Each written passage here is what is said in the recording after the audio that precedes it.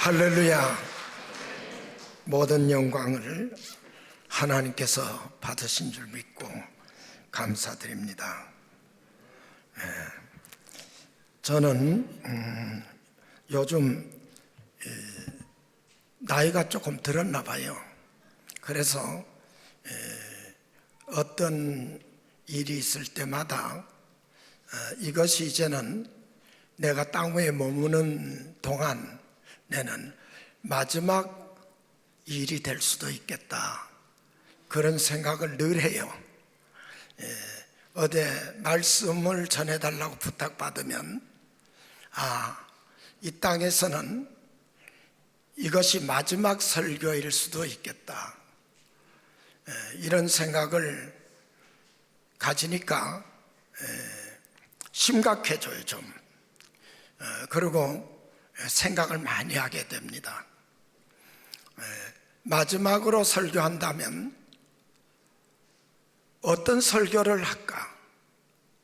한평생 목회를 해왔지만 이 설교가 마지막이라면 교우들에게 하나님께서 정말 전하라고 하시는 말씀이 무엇일까?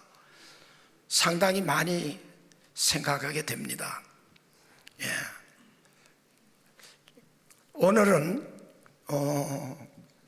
우리 항상교회에서 말씀을 2차례 전하고 오후 2시에는 또 다른 교회에서 말씀을 전하도록 하나님께서 허락을 하셨는데, 마지막이다 생각할 뿐 아니라 내 성대가 감당할 수 있을까? 내 체력이 혹시나 교우들 앞에서 신뢰가 되지 않을까, 모자라지 않을까. 어느 제 주치의라면 주치의이신 의사분께서는 목회자들 모임 가운데서 하루에 강의를 3시간을 계속하게 됐을 텐데 그러시더라고요. 절대 설교하지 마시라고. 목사님 설교하시면 이제 쓰러집니다. 그래서 아이고 선생님, 제가 당장 목요일 날 오전 10시부터 오후 1시까지 계속해서 강의해야 되는데 어떡하죠? 그거 다른 사람한테 부탁하라고 그러더라고요. 그래서 신문에 다 나가고 광고가 나갔는데 그러기 어렵다고 그러니까 그러면 1시간 하고 나서는 아무도 만나지 말고 서재에 들어가셔서 좀 쉬고 그렇게 하시라고. 그런데 시작하니까 또 그렇게 안 되더라고요. 요즘 그렇게 살아요. 우리 연세 드신 분들도 아마 공감을 하실 거예요. 그래서 어쨌다는 것이냐, 오늘 증거하고자 하는 말씀이 중요하다 이거예요. 뭐처럼요? 유언처럼. 오늘 본문 말씀 보니까 너희는 여호와를 만날 만한 때에 찾으라. 그가 가까이 계실 때에 부르라. 그러면 만날 것이고 그러면 응답받을 것이다. 하나님의 말씀이에요. 하나님의 명령이라고요. 시간적으로는 하나님께서는 영원 전부터 영원까지 안 계신 적이 없어요. 항상 계십니다. 우리 교회가 항상 교회잖아요. Always라고 써놨네요. 그리고 하나님께서는 공간적으로도 아니 계시는 곳이 없어요. 아멘? 어디나 계세요. 더군다나 예수님께서 부활 승천하시고 우리에게 성령을 부어주신 이후로는 믿는 자들과 항상 함께 있어요. 어디에? 내 속에. 그런데 만날 만한 때가, 찬스가 따로 있느냐? 있다는 거예요. 특별히 응답을 받을 만한 때가 따로 있느냐? 있다는 거예요. 제 3대 할아버지 증조부님은 본래 유교 신자였어요. 그런데 30리 밖에 무슨 볼일이 있어서 나가셨다가 돌아오셔가지고는 우리 집안 이제 예수 믿자고, 그때 야소 믿자고, 뭐 다른 이론이 없어요. 공자 선생님보다 더 훌륭한 분이시라고. 무엇이 그렇게 훌륭하냐? 주색 잡기 그거 하지 말라 그러는 분이시라고. 술 먹지 말고 노름하지 말고 바람 피지 말고 착하게 살아라 그런다. 우리 공자 선생님은 술 담배는 다 해도 된대. 그 예수 선생은 아예 술도 그 담배도 뭐 노름도 바람 피는 것도 그 하지 말라 그런다. 그래서 그냥 예수님의 도가 너무 훌륭해, 도덕적으로 훌륭해 보여서 예수님을 영접했대요. 예. 그래가지고 제 2대 위에인 할아버님이 평양신학을 하고 목사님이 되고 의사가 되고, 아버님은 일제 때 그냥 유학을 갔다 귀국해서 생사를 몰라요. 그리고 제가 목사고 아들 셋이 목사고, 우리 증조부님에게는 마실라 같던 그때가 하나님을 만날 만한 때였나 봐요. 예. 그런데 믿음의 조상 아브라함은 우리의 모든 부분에 있어서 샘플이잖아요. 우리의 모본이잖아요. 그런데 평생에 보니까 아브라함이 175세를 살았는데, 사실 175년을 살아간 믿음의 조상치고는 하나님을 실감나게 만났던 경우가 그렇게 많지 않아요. 창세기 성경에 보니까 5번 있습니다. 5년에 5번이면 뭐 1년에 한 번 하나님 나타나서 만나 주셨으니까 뭐 좀 아쉽긴 하지만 그래도 1년에 한 번씩이니까 할 텐데 175년에 5번이라니까요. 그런데 아브라함이 처음 하나님을 만났을 때가 언제인가? 자기의 조국, 자기의 아버지 집, 친척들을 떠나라고 할 때, 그래서 내가 지시하는, 갈 바도 모르는 그 지시하는 땅으로 가라는 명령을 하실 때 아브라함이 얼마나 두려웠겠어요. 예. 지금도 이민 가려고 하면 준비를 참 많이 하더라고요. 그때는 뭐 비행기나 여객선을 타고 가는 게 아니고 그냥 걸어가거나 말이나 낙타 타고, 그리고 국경을 몇 개를 넘은지 몰라요. 예? 그렇게 이방 땅에 가서 언어도 다르고 습관도 다르고 종족도 다른 곳으로 뜬금없이 떠나라고 하셨을 때, 이거 얼마나 두렵고 공포감이 밀려왔겠습니까? 생각이 많았겠죠. 그때 하나님께서 그에게 나타나서 하신 말씀 잘 아시죠? 창세기 12장 1절 이하에 나와요. 넌 내가 지시하는 땅으로 가라. 내가 너에게 넓은 영토 땅을 주겠다. 두 번째로는 내가 네 자손을 하늘의 별같이 땅의 티끌처럼 편만하게 해주겠다. 세 번째는 내가 너에게 많은 복을 주어서 그래서 너로 영예롭게 해주겠다. 그리고 결론은 너는 모든 민족의 복의 근원이 되게 해주겠다. 심지어는 너를 축복하는 자는 내가 축복하고 너를 저주하는 사람은 내가 알아서 저주할 거다. 아브라함이 하나님께 직접 이 같은 격려의 말씀, 이 같은 약속의 말씀을 들었을 때 여러분 같으면 어떻겠어요? 꿈만, 하룻밤에 꿈만 좀 은혜롭게 꾸어도 이게 며칠 동안은 기분이 좋잖아요. 예, 살 것 같잖아요. 그런데 하나님께서 직접 나타나서 이 어마어마한 복을 약속한 거예요. 저 같아도 용기가 나지요. 다 일어나라, 가자. 이제부터는 우리는 완전 희망을 향해서 가는 거다. 하나님 허락하신 축복의 동산을 향해 가는 거다. 그런 용기가 나겠죠. 그 떠났어요.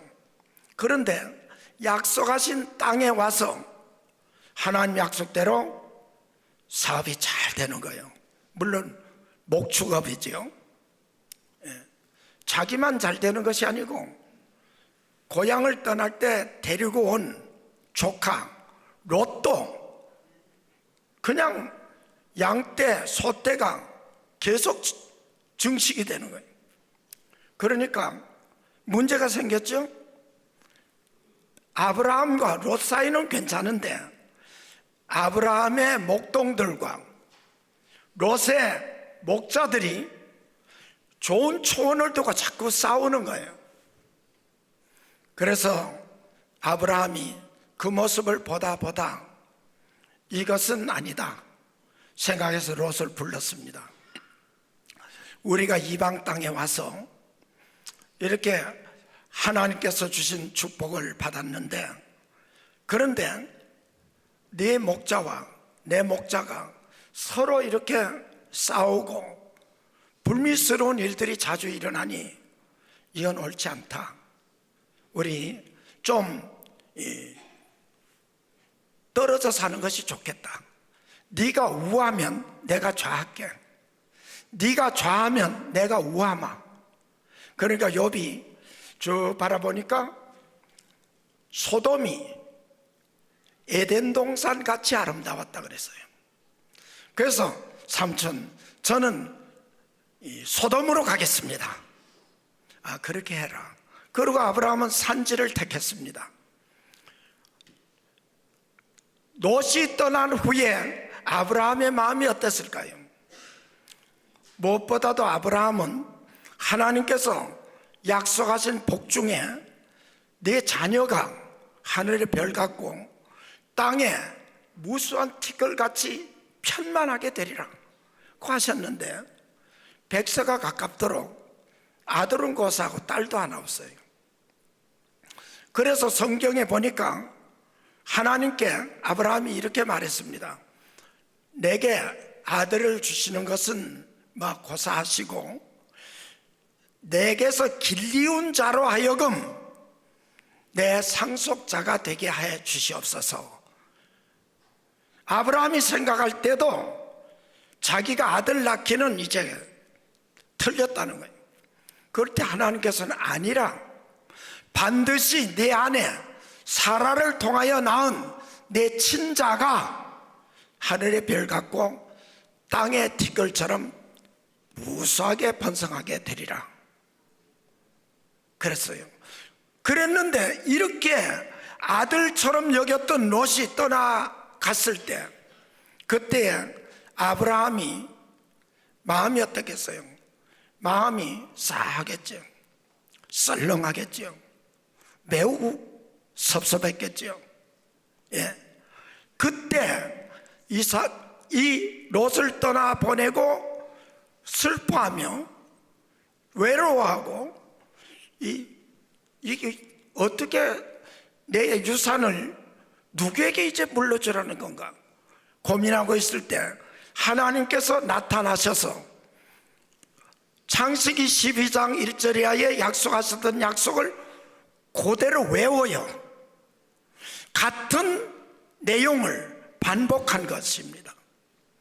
그러나 하나님께서 직접 나타나서 말씀하시니까 아브라함이 또 힘을 얻고 용기를 내고 소망을 가지게 된 거예요.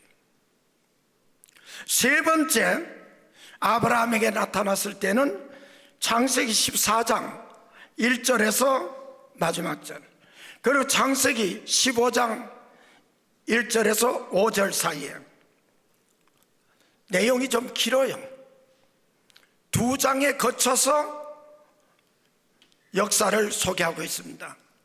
그건 언젠가 하면 롯이 소돔에 가서 행복하게 살고 있었지만 그 주변에 도시 형태의 국가, 왕, 네 왕이 이렇게 연합을 해가지고 그 주변 나라들을 전부 정복하기 시작하는데, 롯이 가서 살고 있는 소돔과 고모라 땅도 점령하고 사람들을 포로로 다 끌고 가고 재산들을 모두 다 탈취해 갔습니다.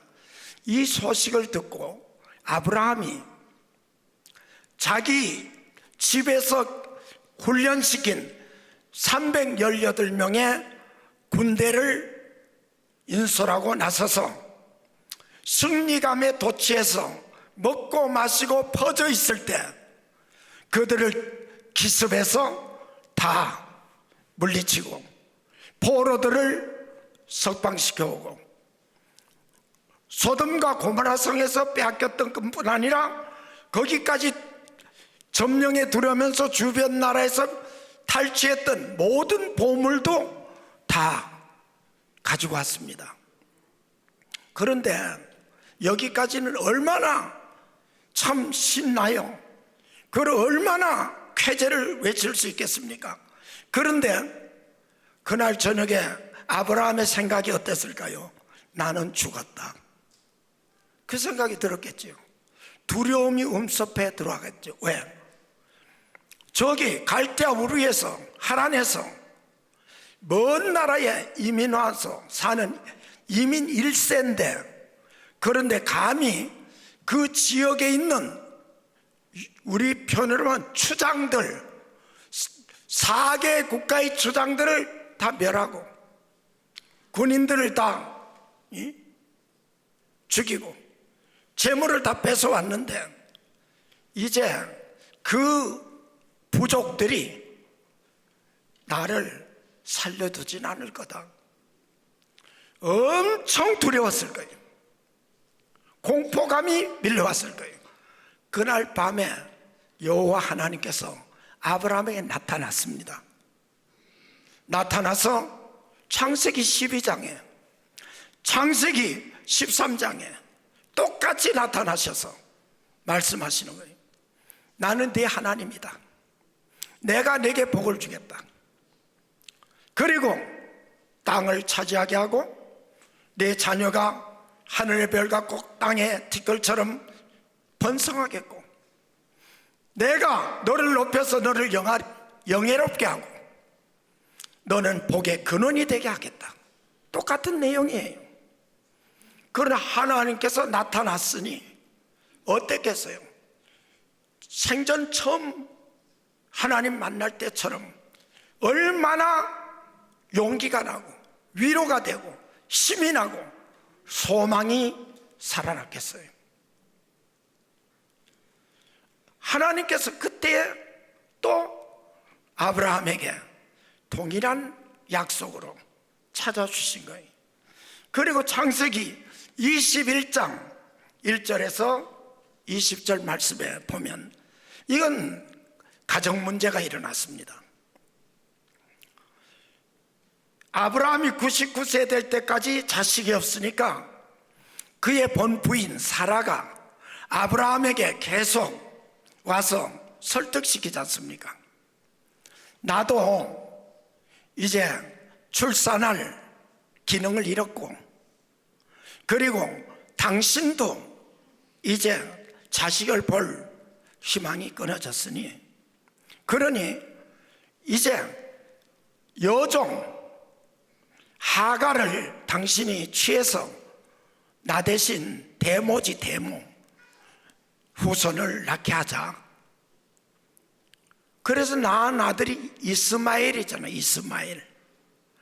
그런데 하나님께서 약속대로 본부인 사라를 통해서 아들을 주었단 말이에요. 이삭을. 이삭이 돌 됐을 때 가만 보니까 그 서자인 이스마엘이 이삭을 괴롭히는 거예요. 조롱하는 거예요. 이 모습을 보고 사라가 열받은 거예요. 여자가 열받으면 온열 삼복더위에도 된소리가 내린다, 뭐 그런 말이 있잖아요. 된소리가 내린 거예요. 내쫓으라고 계속 졸라대니까 아브라함이 괴로운 거예요. 괴로워. 예. 저도 목회하는데 보니까요, 우리 교우들이 좀 많이 모일 때는 뭐 4,000명 이렇게 이상씩 모이고, 주일학교도 주일마다 출석이 1,000명은 늘 넘었어요. 한데 그 5,000여 명 되는 성도들은 제가 우하면 우르르, 좌하면 좌르르, 아주 목회가 평탄했습니다. 저는 19살 때 담임 목회를 시작했거든요. 신령해서도 아니고 능력이 있어서도 아니고 갈 곳이 없어서 교장 선생님이 너는 대구 비산동 교회 개척한다니까 넌 성경도 좀 알고 기도도 한다고 하니 거기 가서 전도사 해라. 그래가지고 고등학교 졸업하기 전에 교복 입고 전도사로 나갔어요.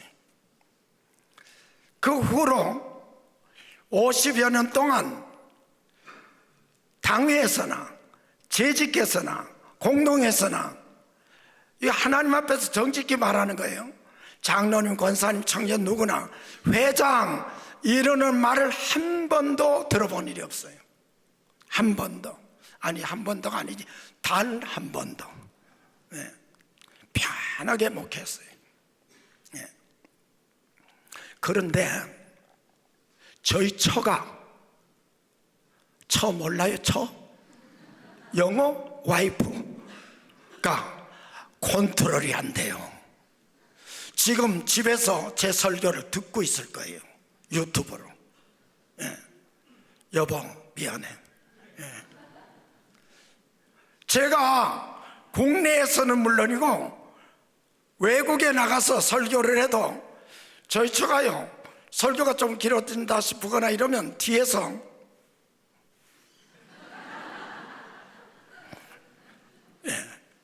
그러면 내가 그쪽을 안 쳐다보고 다른 쪽을 보고 설교를 열심히 해요. 돌아오려 그러면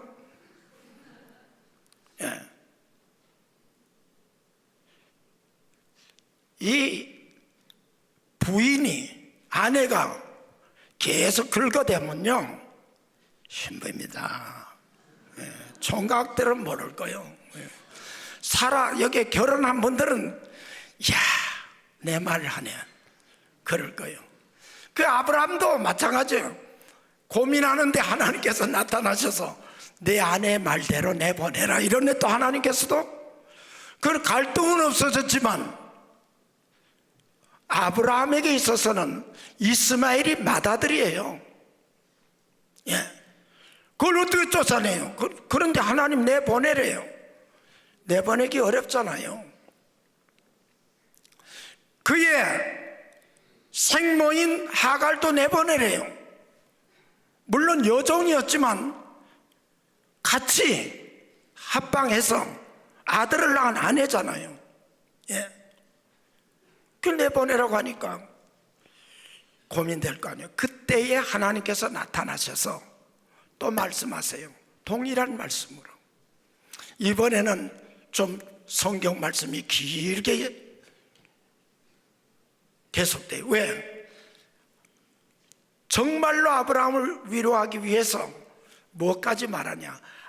이 이스마엘과 하갈에게도 내가 네 적자 이삭에게 너에게 주는 그 복을 동일하게 주겠다. 그도 큰 민족을 이루게 하겠다. 솔직히 아브라함의 적자인 이삭은 그 쌍둥이밖에 못 낳았어요.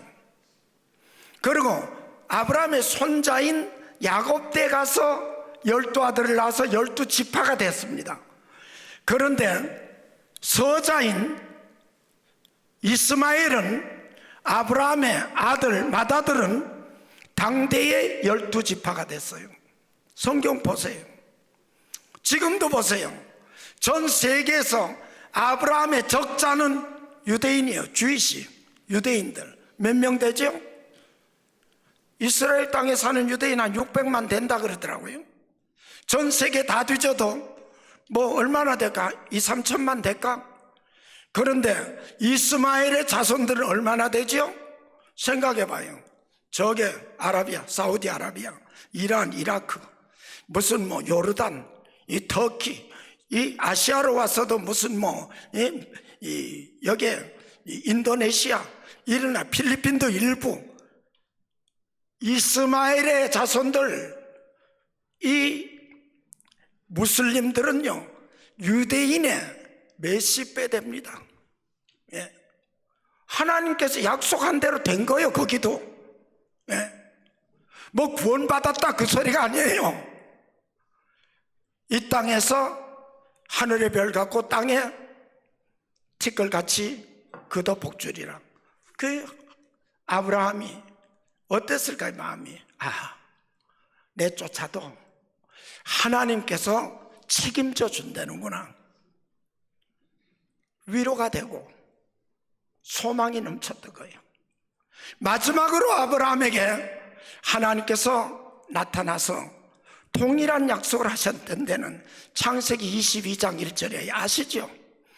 100살에 얻은 아들이 한 거저 13, 14세 뭐 5, 6세 됐을 때 하나님께서 지시하시는 산으로 가서 양을 잡듯이 피를 빼고 이 가슴을 벌려서 각을 뜨고 장작더미 올려놔서 번제 불태워서 제사로 드리라고 했잖아요. 아브라함은 믿음의 조상답게 아멘 하고 아들 데리고 사울길을 가서 지시한 산으로 올라갔어요. 지금 예루살렘에 가면 푸른 돔이 있습니다. 요즘은 성지순례 가도 그거 못 들어갑니다. 저는 그때에 자유롭게 들어갈 때 들어가 봤어요. 거기는 아브라함이 이삭을 제단에 올렸던 바위가 있는 돔이에요. 그 성전 같지만 그거는 그냥 바위 보호하는 건물이에요. 잡아서 드리려고 할 때 천사가 나타나서 아브라함아 아브라함아 하시는지라 바라보니까 네 아들 내 독자에게 아무 일도 행하지 마라. 네가 이렇게 하는 것을 보니까 이제야 나 여호와가 네가 나를 사랑하는 줄 믿겠다. 그래서 덤불에 걸려있는 산양을 대신에 잡아서 아버지와 아들이 함께 번제를 드렸지요. 그때에 그 사건이 종료될 때 하나님께서 또 거기서 나타나셔서 동일하게 복을 선포하시는 거예요. 이게 마지막이에요. 그런데 다섯 번째, 하나님께서 아브라함에 나타나셔서 그를 위로하시고 격려하시고 힘을 도우시고 소망을 주시고 할 때는 공통점이 있다고 해요. 공통점은 두려워할 때, 낙심할 때, 슬픔에 잠겼을 때, 괴로워할 때, 밤잠 못 이룰 때, 나로서는 도저히 이 문제를 해결할 수 없다라고 생각되는 사건 앞에서, 그런 문제 앞에서 직면했을 때, 그때는 영락없이 틀림없이 하나님께서 아브라함에게 나타나서 본래 아브라함에게 선포하셨던 복을 그대로 반복하시는 거예요.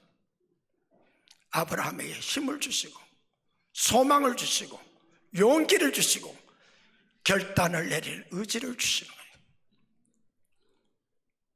갈라디아 성경에 보니까 우리 믿음의 조상 아브라함의 복이 너희에게 임하고 라고 말씀했습니다. 이방인에게도 임한다고 했어요. 우리 조상이 우리 샘플이에요. 성경 어디를 보나 하나님은 언제나 계시고 하나님께서는 어떤 사건 속에서도 함께 하시지만, 그러나 우리가 그것을 인지하고 실감나게 하나님을 만날 수 있는 기회가 따로 있어요.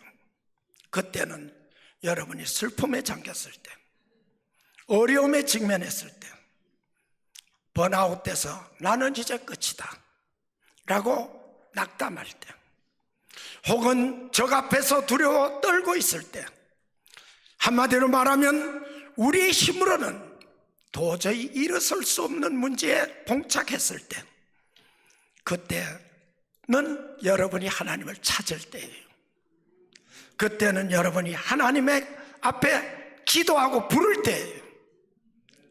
그렇게 하면 어떻게 하십니까? 나타나세요. 나타나면 어떻게 하십니까? 우리를 통해서 하나님께서 영광을 받으시기 위해서 복을 주시는 거예요. 그래서 오늘 본문 말씀 뒤로 가다 읽어보니까 산들이 노래하고 언덕이 춤을 추고 가시나무를 대신해서 잣나무가 나고 찔레를 대신해서 화석류가 나고, 너희를 복되다고 이방인들이 말할 때 그때 이것이 나 여호와의 영예가 되느니라. 요즘 적지 않은 목회자들과 신학자들이 TV에 나오고 방송에 나오고 강의를 다니면서 성경에 없는 말을 하는 수준을 넘어서 성경 말씀을 거꾸로 뒤집어 가지고 강의하니까 그들의 인격이나 그들의 악력이나 그들의 수준을 볼 때 사람들이 미혹을 당할 만한 인물들이에요. 예를 들어서 교회 나와서 기도하면 병이 낫는다, 뭐 기도드리면 하나님께서 자녀가 잘 되게 한다, 뭐 회사가 잘 돌아간다, 성공을 한다. 한마디로 말하면 하나님 잘 믿으면 복을 받는다, 이런 말은 기복신앙이라고 해요. 그래서 기복신앙을 한번 히브리어로, 헬라어로, 아람어로 다 찾아봤어요. 그리고 마지막으로 우리 국어대사전을 찾아봤습니다. 이희성 씨가 쓴 국어대사전이 제가 가지고 있는 사전 중에 낱말이, 우리나라 말 낱말이 제일 많이 기록된 거, 수록된 사전이에요. 그 보니까 오래전에 나온 것인데 기복이라는 단어가 없어요. 명사가. 예. 그리고 이것이 신동아 사전, 무슨 뭐 또 연세 국어 대사전, 뭐 이런 것들 나왔는데 나중에 출판되고 보니까 기복신앙이 있어요. 그래서 기복신앙이 있길래 기복도 있는가 찾아보니까 기복도 있어요. 기복은 거기에 무엇이라고 풀이해놨는가 하면 복을 받기 위해서 비는 거예요. 신불에게 비는 것 그랬어요. 부처님이나 신에게 비는 것, 그것이 기복이래요. 기복이 좋은 거예요, 나쁜 거예요? 기복, 낱말 뜻 여기 머리에는 확 비우고 국어 사전대로 사전적 의미, 기복이 좋은 겁니까 나쁜 겁니까? 잘 되게 해달라고 비는 거 나쁜 거예요? 오늘 그거 했잖아요. 나와서 기도 드릴 때 잘 되게 해달라고, 건강하게 해달라고. 좋은 거예요, 기복. 그 다음에 신앙이 있더라고요. 낱말 사전에. 신앙은 자기가 섬기는 신을 그 바라보고 의지하는 거예요. 좋은 것입니까 나쁜 것입니까? 그러면 좋은 것 더하기 좋은 것은 이꼴 뭐지요? 더 좋은 거. 예. 그러면 좋은 낱말 곱하기 좋은 낱말은 이꼴은 무엇이죠? 아주 좋은 거. 예. 그런데 어떻게 기복신앙이라는 단어를 놓고는 저만 잘 되기를 위해서 비는 미신적인 행위라고 그랬어요. 어떻게 좋은 단어하고 좋은 말이 합쳤는데 매우 나쁜 뜻이 나와요? 예?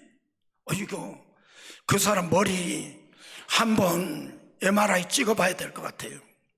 예. 골이 비었거나 썩었거나. 여러분 속지 마세요. 창세기 1장 20절에 보면 하나님께서 인간을 창조하신 후에 복 주셨다 그랬어요. 아담과 하와에게. 12장에는 믿음의 조상 아브라함에게 하나님께서 복의 근원이 되라고 하고 내가 복 준다는, 그냥 천국 보내줄게, 뭐 신령한 은사를 줄게, 그런 말은 한마디도 없어요.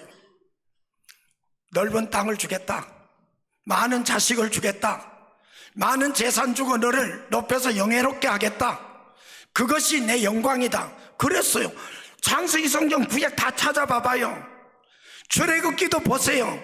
내가 모세를 통해서 너희들 석방시키면, 그러면 광야 나가거나 저 가나안 복지에 들어가서 신령한 은혜를 줄게, 그런 말 신령한 한 소리도 없어요.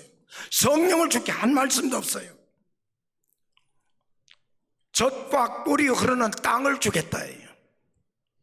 그리고 자신이 편만하겠다고는, 이 아멘들 못하는 거 봐. 시험에 들어가지고 심각해요. 요새 교회 상태가 이게 정상이 아니에요. 정말이에요 여러분. 그런데 아브라함에게도 신령한 은혜를 주겠다, 성령을 부어주겠다, 은사를 주겠다, 천당 보내주겠다, 이런 말 한마디도 없어. 그런데 히브리서 12장에 보니까 아브라함은 원하면 고향에 돌아갈 기회가 여러 번 있었으리니와 이제는 돌아가지 아니하니 이는 하나님께서 지으실 하늘에 있는 한 성을 바라보았습니다. 그러므로 하나님께서 그들의 하나님이라 일컬음 받으시기를 부끄러워 아니하시고 그들을 위하여 하늘에 한 성을, 케스를 준비하셨느니라. 이게 무슨 소리예요? 요전에 출판사에서 와서 저에게 물었습니다. 목사님, 기도는 무엇이라고 생각하십니까? 그러더라고. 그래서 내가 또 그 뭐 책을 내려고 온 사람이니까 대답을 바로 해야 되겠다 긴장되더라고요. 그래서 그거는 기도는 급수가 다르다고. 그게 무슨 말씀이에요? 초신자 때 기도와 중신자 때 기도와 성숙한 때의 기도가 다르다. 그게 무슨 말씀이에요? 초신자 때는 무조건 달라고 하는 거다. 구하는 거지 않냐고. 기도가 구하는 거. 그런데 교회요, 오늘 처음 나오신 분들은 목사님께 안수기도 받고 돌아가세요. 병이 거의 다 낫습니다. 그리고 비는 것이 거의 이루어집니다. 장로님들 목사님한테 기도 받을 필요 없어요. 받아도 병 안 나요. 목사들 성령이 머리에서 뱅뱅 돌지만 싹 들어가진 않아요. 예. 왜 그럴까요? 병 고치는 게 목적이 아니에요. 사업 잘 되는 것이 목적이 아니에요. 예수 믿고 구원받는 것이 하나님의 뜻이에요. 그러니까 믿고 이제 천국 바라볼 수준이면 그냥 어려울 때마다 기도 드리면서 주님 앞에 나와서 싹싹 빌고 그냥 악을 버리고 선을 따르고 그렇게 살다가 오너라. 이거 알지 않냐 너 이제. 모르는 초신자는 하나님 계신지 안 계신지 모르니까 증거가 엄청 빨리 나타나요. 정말이라니까요. 그 장로님들 낙심하지 마세요. 난 하나님께서 미워하시나, 난 기도 한번 받아도 병이 안 났네. 안 날 때 된 거예요. 병원 가세요. 약국 가고. 다 알면서 왜 딴짓해? 초신자 애기들은 모르잖아. 그러니까 받고 낳는 거야. 아브라함도 거기서부터 잘하는 거예요. 성숙한 성도. 난 별로 성숙하지는 않지만 그래도 오래 예수 믿어. 내가 이제 4대째거든. 우리 김철민 목사가 5대째고 아린이 체리니까 6대째요. 한반도에 복음 들어왔을 때 아주 첫방으로 받아들인 집안이요. 그런데 이제 보니까 하나님께서 아브라함에게 약속한 것을 다 이루어준단 말이에요. 아브라함이 살다 보니까 100살에도 애도 낳게 하신단 말이에요. 예? 그러니까 하나님께서 살아 계시네. 약속한 거는 다 지켜주시네. 그러니까 이게 아무것도 아닌 거로 보이는 거예요. 이제는 천국도 있다고 했으니까 확실히 난 믿습니다. 그렇게 되니까 고향 안 가고 땅에서는 텐트 생활하고 천국을 소망했다 이거예요. 성숙한 성도는 못돼도 내가 목사니까 대답했어요. 성숙한 그리스도인들은 기도는 뭐냐? 하나님의 뜻을 찾아가는 행위다 그랬어요. 그것이 뭐냐? 너희는 먼저 그 나라와 그 의를 구하라. 그 나라와 그 의를 구하는 것이 기도예요. 그리고 응답은 무엇이냐? 나를 향하신 하나님의 뜻이 이것이라는 걸 말씀을 통해 딱 한 단어 혹은 한 문장 통해서 딱 깨달게 해줄 때 그게 제대로 된 응답이에요. 따라합시다. 기도란 하나님의 뜻을 찾아가는 행위다. 응답은 하나님의 뜻을 깨닫는 것이다. 아멘. 말을 맺겠습니다. 우리는 평생 살아가면서 하나님을 만날 만한 때가, 찬스가 있습니다. 예. 그리고 부르면 즉각 응답받을 때가 있습니다. 위기 때입니다. 1년으로 말하면 12월 달은 예수 안 믿는 사람도 어디다가 대고 라도 빌고 싶은 달입니다. 예. 의지할 것이 없으면 빗자루라도 붙들고 네가 내 하나님이 되라, 그런 달이 12월 달이요. 하니까 여러분, 하나님을 만날 만한 때입니다. 찬송가 제목 중에 이런 게 있더라. Now is the time. 지금이 그때라. 여러분, 하나님 만날 때를 놓치지 마세요. 예. 하나님께서 택하신 백성들, 나라를 세웠어요. 그런데 나라 이름이 무엇이죠? 선민들이 사는 나라가 이스라엘. 이스라엘은 누구 이름이죠? 예? 제일로 야비했던 야곱이 위기 가운데서, 위기 앞에서 형이 에서가 400명의 군사를 이끌고 20년 전에 자기를 속이고 등쳐먹었던 동생이 온다니까 잡아 죽이려고 온다는 대상들의 말을 듣고 완전히 얼어붙었어요.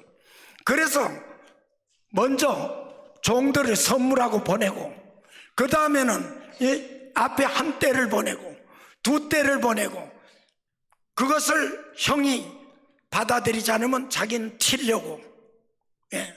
진을 갖다 1차, 2차, 3차 배수진을 쳤다고요. 그래도 두려워서 약복강가에서 하나님 날 좀 살려주시오. 기도하는데 천사가 나타났잖아요. 그 붙들고 나 좀 살려달라고. 그리고 막 기도하니까 날이 새 동안 밤새도록 철야기도를 하면서도 안 놓는 거야, 야곱이. 그러니까 뭐라 그래요? 천사가 날이 새어가니 나를 놓아라. 그리고 야곱이 무엇이라고 합니까? 당신이 나에게 축복하기 전에는 난 못 놓았어. 그러니까 이놈 봐라고는 야곱의 이 다리를 쳤어요. 그러니까 이 환도뼈가 위골이 돼서 이 빠졌어요. 그러고도 질질 끌려오면서도 안 놓는 거예요. 그것을 우리는 끝까지 응답해 줄 때까지 붙들고 늘어지는 기도라고 해요. 네. 그랬더니 천사가 묻지요. 네 이름이 뭐냐? 그러니까 야곱입니다. 발꿈치를 잡았다는 뜻이지요. 예. 사기꾼이라는 뜻이지요. 하여튼 야곱이라는 이 이름의 뜻은 나쁜 거예요. 그때 천사가 말하죠. 이제 이후로는 내 이름을 야곱이라고 하지 말아라. 이스라엘이라고 하라. 그 뜻은 네가 하나님의 사람과 겨루어 이겼다는 뜻이다. 하나님과 겨루어서 이기면 그 다음에 적이 있을까요, 없을까요? 무적인 거예요. 그 사기꾼, 거짓말쟁이, 이 야곱이 위기 속에서 하나님께 부르짖어서 만나서 받은 새 이름이 오늘날까지 수천 년이 지나도록 한 나라, 하나님의 나라의 이름 이스라엘입니다. 욥은 말하기를 내가 연단을 받아서 괴로움을 겪지만 내가 하나님께 연단을 받은 후에는 정금처럼 나오리라 그랬어요. 그래서 우리 성도님들은 어려움 당할 때, 슬픈 일 당할 때, 난감할 때요, 공포심에 엄습해 올 때, 내 힘으로는 도저히 해결할 능력이 없다고 생각되는 사건이 있을 때, 그때는 하나님께서 만나자고 하는 초청장 받은 줄 아시고 하나님께서 응답해 주겠다는 하나님의 음성인 줄 믿고 기도드리시고 악에서 떠나고 죄를 털어버리고 하나님께 돌아서 물어 아브라함처럼 이삭처럼 앞서간 모든 믿음의 사람들처럼 복되고 형통하고 강건하시기를 예수 그리스도의 이름으로 축원합니다. 기도드리겠습니다.